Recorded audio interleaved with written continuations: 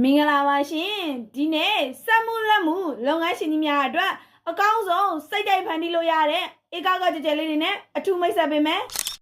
မန္တလေးမြို့အနီးကဧကကွက်တွေကိုသိန်း1000ပေါက်နေတဲ့အချိန်မှာ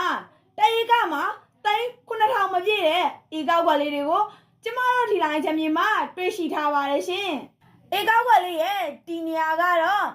မန္တလေးတိုင်းစင့်ကိုင်မြို့နယ်တောင်းရွာနားမှာတည်ရှိပါတယ်ရှင်ဒီဧကကွက်လေးကတော့ရန်ကုန်မန္တလေးတိုင်းရိုက်ဆက်သွယ်ထားတဲ့လမ်းမကြီးအနီး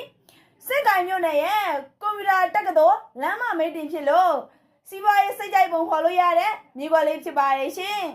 လူကြီးမင်းတို့အနေနဲ့စက်မှုလက်မှုကိုစိတ်တိုင်းကြကြအကောင့်ထဲပေါ်လို့ရတဲ့လမ်းမဆက်သွယ်ရေးအကောင့်ဆုံးနေရာလေးဖြစ်ပါတယ်ရှင်